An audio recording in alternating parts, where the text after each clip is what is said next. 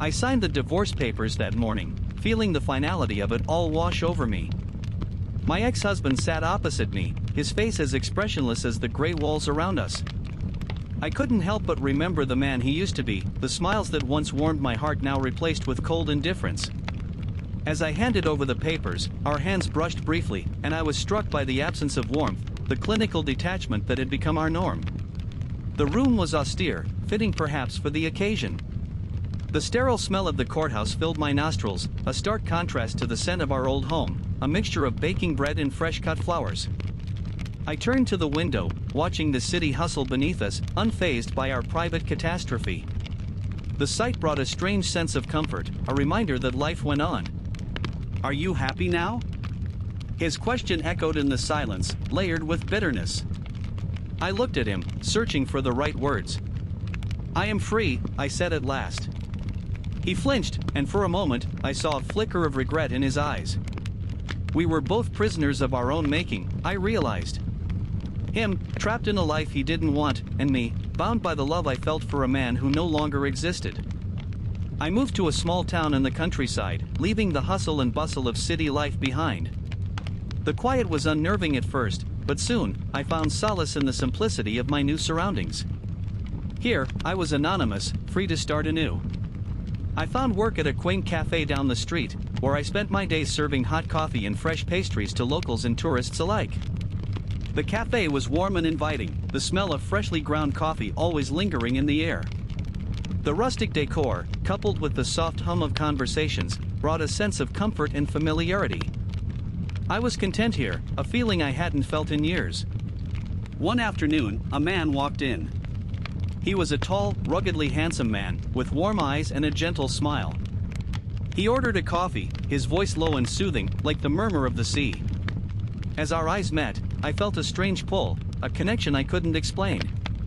Days turned into weeks, and the stranger became a regular at the cafe. He was a writer, he told me one day, seeking inspiration in the tranquil countryside. We shared long conversations over cups of coffee, talking about everything from books to our dreams. He was kind and attentive, always listening with genuine interest. It was refreshing, the simplicity of our interactions, free from expectations and pretense. One evening, as I was closing up, he handed me a book, his latest work. "For you," he said, his smile soft and sincere. I thanked him, promising to read it. As I went home that night, I realized how much I had changed. I was no longer the woman who looked for happiness in others, but one who had found it within herself.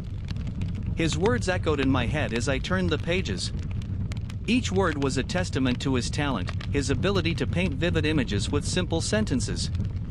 But what surprised me the most was the dedication page. It read, "To the woman who serves the best coffee and has the warmest smile. Your strength inspires me."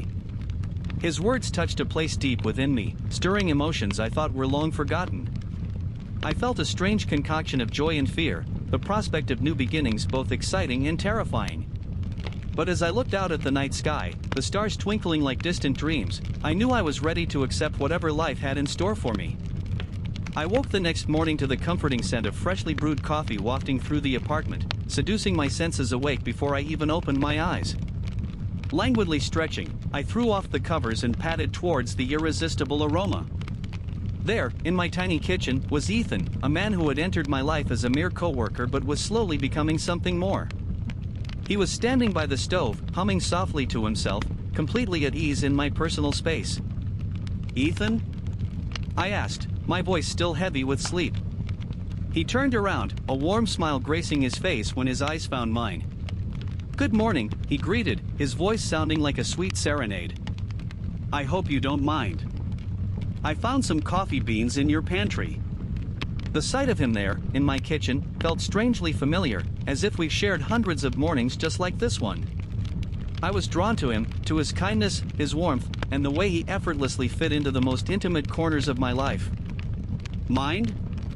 I retorted, feigning indignation. "How dare you make me coffee?" That earned me a chuckle, and the sound of it felt like a caress to my soul. I walked over to him, accepting the mug he offered. The coffee was perfect, strong, just the way I like it. And as I sipped, I watched him, my eyes noticing the soft crinkle at the corner of his eyes when he smiled, the way his hair fell over his forehead, the way his arms flexed as he poured himself a cup. And in that moment, the walls around my heart crumbled a little more. That day at work, I found myself more conscious of Ethan than ever before. We shared an open-plan office, and he sat just a few desks away from me. Every time our eyes met, I felt a jolt of electricity that left my heart fluttering. The professional boundaries that had once existed between us seemed to blur and fade. His presence was like a magnet, tugging me towards him. And, as the day wore on, I found it increasingly challenging to resist. In the afternoon, he asked me to join him for lunch. As we sat across from each other at a nearby bistro, I found myself studying his face, memorizing the details that I'd started to cherish. His laughter was infectious, his thoughts profound. And in the midst of our conversation, I realized I was falling for him. That night, I sat on my apartment balcony, the city's lights twinkling below. I thought about the day, about Ethan, and the emotions swirling within me. I'd pushed away the thought of love for so long, burying it under the weight of my past. But now, it was resurfacing, evolving into something beautiful and irresistible, pulling me in its wake. As I sat there, lost in my thoughts, I didn't hear the soft knock on my door. It was Ethan, standing there with a bottle of wine and a smile that made my heart skip a beat. A gentle invitation to share the night, to dive deeper into the mystery that we were becoming. I took a deep breath, my heart pounding in my chest, and stepped aside to let him in. The night was young, and so were we.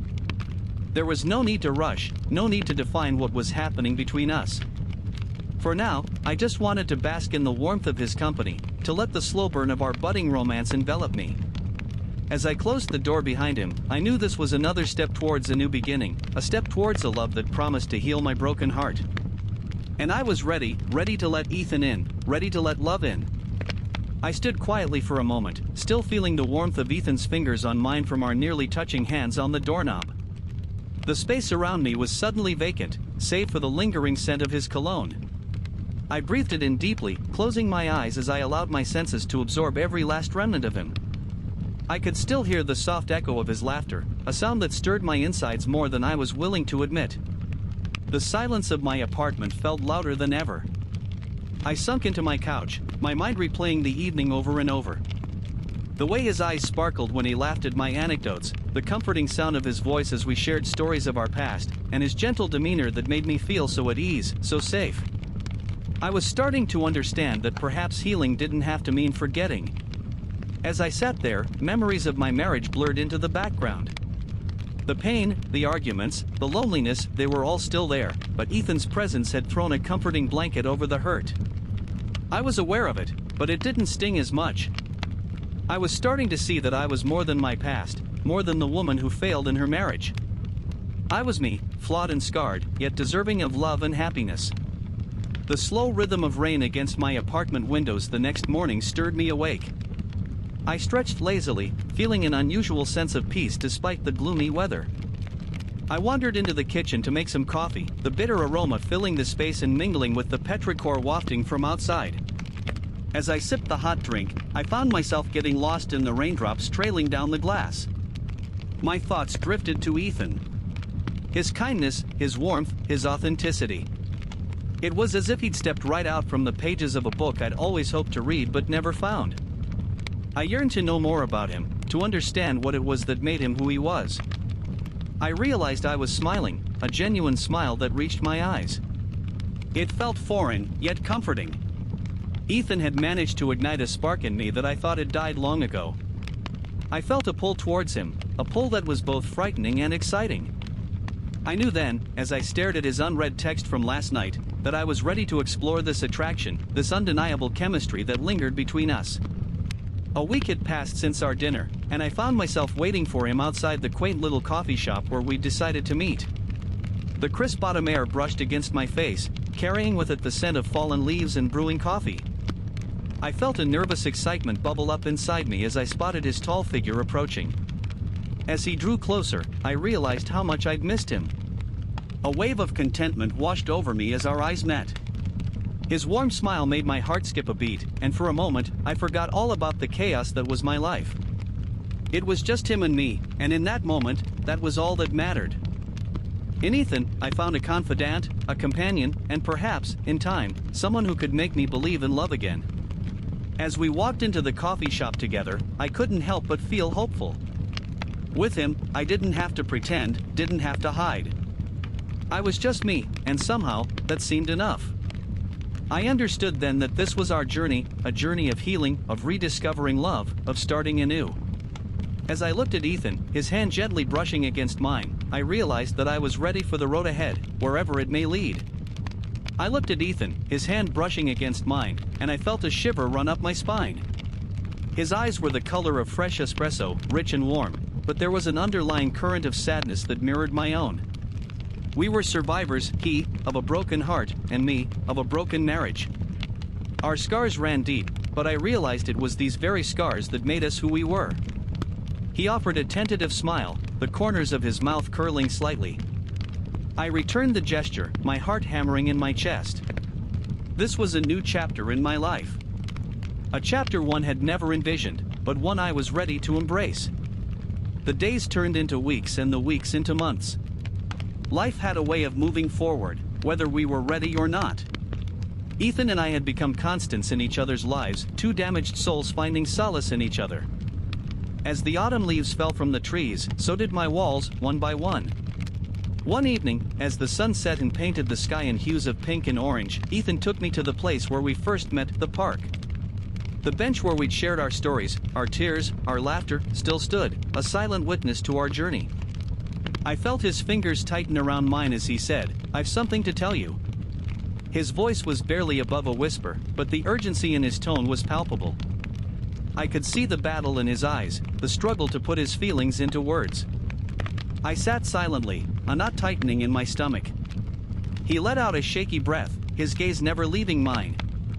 "I love you," he confessed, the words hanging in the air, heavy and significant. I felt a jolt of surprise, followed by a wave of warmth. A smile tugged at the corners of my mouth, but before I could respond, the sky opened up, and it started to rain. We darted for cover under a nearby tree, the rain pouring down around us. Ethan pulled me close, his breath warm against my ear. The words he had just spoken echoed in my mind. "I love you." I could feel the sincerity in his voice, the vulnerability in his eyes. I looked up at him, the raindrops cascading down his face. I reached up, wiping them away with my thumb. His eyes were filled with anticipation, waiting for my response. A sudden courage swept over me. I looked straight into his eyes, feeling the beats of my heart echoing in my ears. "I love you too, Ethan." "I've loved you for a while now," I confessed, my voice barely above a whisper, lost in the rhythm of the raindrops.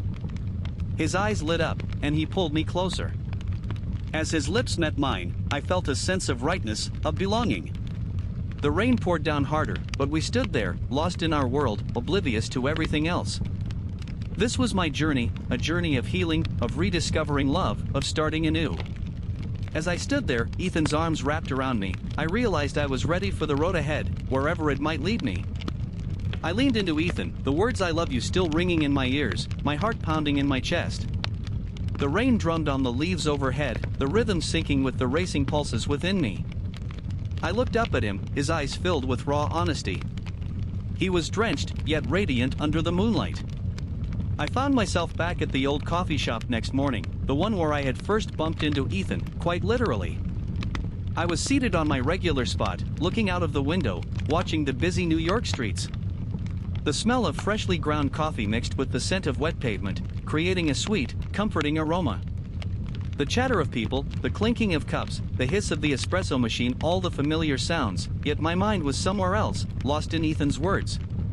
The bell above the door jingled, pulling me from my reverie.